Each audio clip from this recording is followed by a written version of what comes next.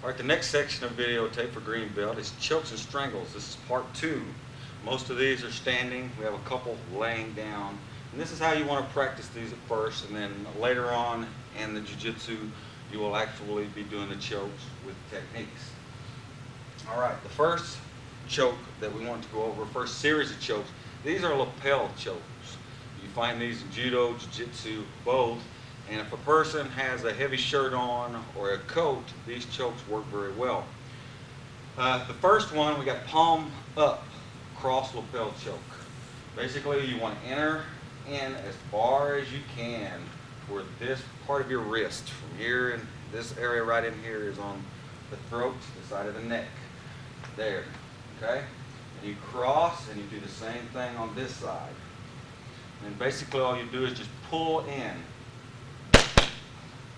Elbows pulling in. You're just doing this, cutting off the throat. Okay, one more time. Up. And pull. Very, very good little choke. Okay, you can do these down on the ground. I just do these standing up. Basically to give you a right. Now we go to the palm up. Basically you want your back knuckles resting on top of the shoulders. That's how deep that you have to have them. Okay? Turn it here and basically pull the elbows out on that one. You're going like this and pulling them in. Okay, one more time. In. Okay? Now, of course, t-shirts, things like this kind of stuff's not going to work. Remember, this is for heavy shirts and clothes.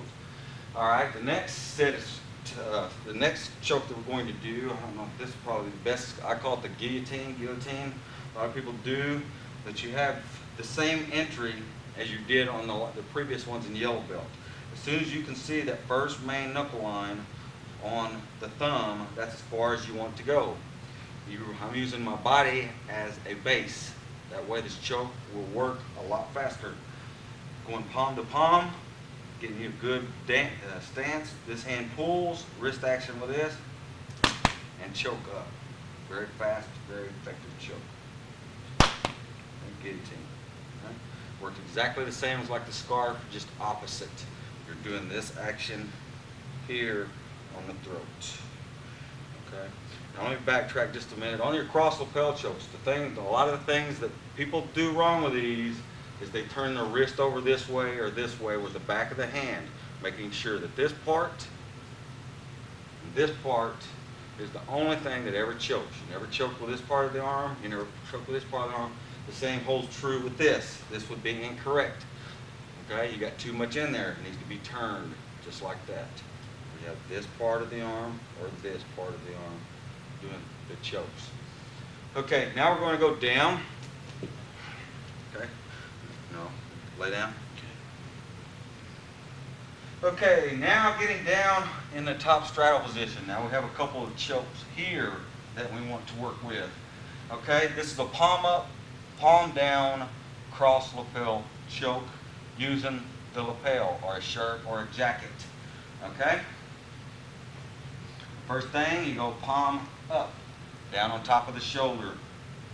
Okay? Then this one's going to go palm up. One palm down, one palm up. Now this hand pulls while you do this across the throat.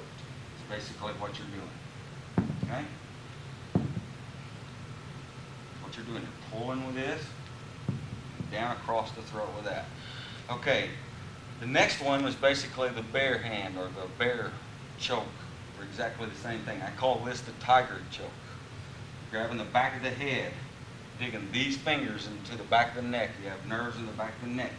Grabbing your wrist as far down as you can, leaning well forward and into the throat. Okay? Well forward and into the throat. I call it the tiger choke. Okay? One more last time. Right in the center of the neck, grabbing the wrist, going well forward and down for the choke. This is if you got somebody that don't have a shirt on or a t-shirt on. It's basically the same thing as the cross lapel palm up, palm down choke that we just did just a minute ago. Let's go over that. Okay? Palm up, palm down, palm up, and in. very painful, as you can see, all the chips.